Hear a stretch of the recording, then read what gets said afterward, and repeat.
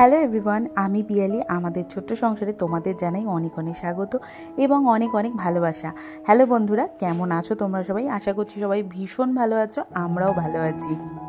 গতকালকে রাত্রিবেলায় হয়েছিল একটু বৃষ্টি, সাথে একটু ঝড়ও হয়েছিল, তাতে ওয়েদারটা বেশ খানিকটা ঠান্ডা ছিল। আর তার জন্য কিন্তু রাত্রিবেলায় ঘুমটা ভীষণ ভালো হয়েছে বন্ধুরা। আর ভালো হওয়ার কারণে আজকে উঠেছি আমি 7:30টার সময়। আর এদিকে কিন্তু আখিকে পড়াতে চলে এসেছে। আর আমি ওই যে আধ ঘন্টা লেটে উঠেছি, 7টার সময় স্যার এসছেন, আমি আধ ঘন্টা পরে উঠলাম। যেহেতু আধা ঘন্টা হয়ে গেছে, ওই জন্য আগে আমি কী করলাম বলো তো, বাসি জামাটা ছেড়েই চা বসিয়ে দিয়েছি, এখনও ব্রাশ করা কমপ্লিট হয়নি।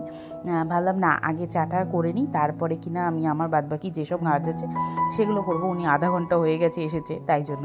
এদিকে তোমাদের দাদাভাইয়ের জন্য কিন্তু আমি চা করে নিলাম। আর আজ হচ্ছে বৌদ্ধ পূর্ণিমা, আমার কিন্তু ইচ্ছা আছে আজ একটু ঠাকুরকে ভোগ দেওয়ার। তো আজকে আর অন্য ভোগ না, আজকে দেবো হচ্ছে লুচি সুজি করে। তো ইচ্ছা আছে, দেখা যাক কি হয়। আর এই যে এখন চলে আসলাম এখানে আমি বাসি বিছানাটা গোছাতে। আর বললাম না, কালকে তো বেশ বৃষ্টি হয়েছে, ঝোড়ো হাওয়া টাওয়া দিয়েছে, ওয়েদারটা ঠান্ডা ছিল, যার জন্য কিনা মশারিটা টাঙিয়েছিলাম। আর সাইডে তো দেখতেই পাচ্ছ পর্দা দিয়ে নিয়েছি, যার জন্য কিনা রোদটাও সেরকম একটা গায়ে পড়েনি, অনেকক্ষণই শুয়েছিলাম। আর আজকে না ভীষণ ভালো ঘুমটা হয়েছে। অন্য দিন তো মশার অত্যাচার, আর সাথে হচ্ছে ওই যে গরম গরম মানে কোনটাকে ছেড়ে কোনটাকে বলি, সবার অত্যাচারে মোটামুটি ঘুমটা তো সেরকম একটা হয় না রাত্রিবেলায়, কিন্তু আজকের ঘুমটা বেশ ভালো হয়েছে। তো সকালবেলায় কিন্তু সুন্দর ভীষণ ভালো একটা এনার্জি নিয়ে কাজে লেগে পড়েছি। এই দেখো বিছানাটা কিন্তু গোছানো হয়ে গেছে।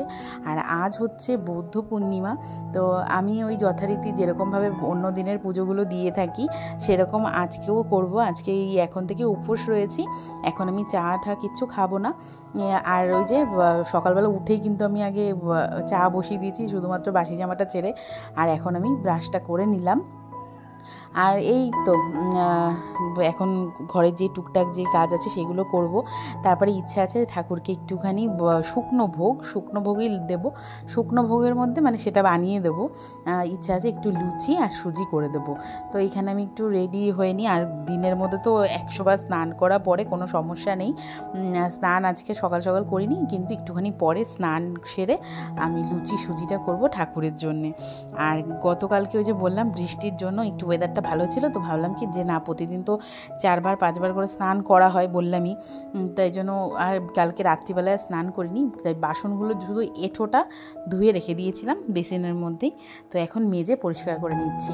আর আমি যথারীতি সেরকমভাবে একটা বাসি মানে এঁঠো বাসন কোসন রাখি না, আমার মা তো দেখলে ভীষণ রাগ করে।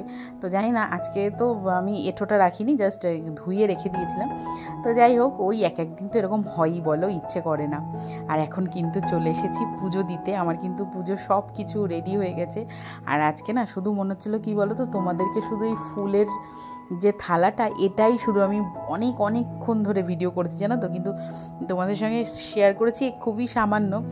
এত সুন্দর লাগছিল না, এত সুন্দর লাগছিল থালাটা যে কি বলবো।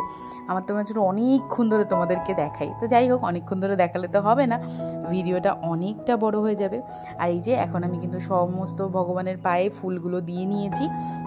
আমার না প্রত্যেক দিন তোমাদেরকে এই জিনিসটা দেখাতে এত ভালো লাগে কেন আমি জানি না তোমরা হয়তো অনেকে বোর হতে পারো দেখতে, যে কি প্রতিদিন এই একঘেয়ে ফুল কি দেখায়, কিন্তু দেখতে এত ভালো লাগে, মানে কি বলবো। আমি তো জাস্ট মানে ভাষা নেই বলার আর কোনো। যাই হোক, চলো এখন পুজোটা কমপ্লিট করে নিই। পূর্ণিমা যেহেতু গতকালকেই লেগে গেছে, তো গতকালকে সন্ধ্যাবেলাতে আমি কিন্তু সিন্নিটা দিয়ে নিয়েছি। আর এখন এই দেখো লুচি সুজিটা বানিয়েছি যে, সেটাও আমি নিয়ে আসলাম ঠাকুরের সামনে।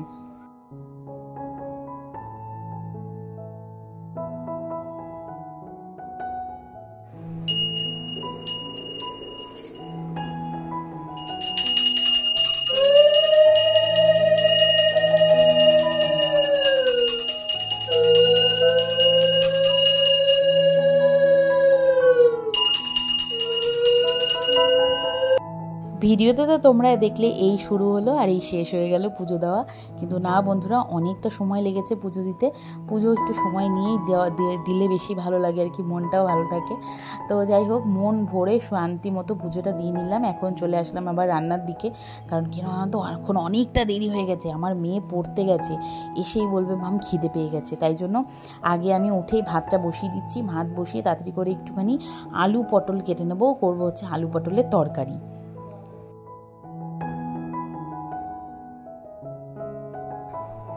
চালটা ধুয়ে নিয়েছি, এখন ভাতটা বসিয়ে দিলাম।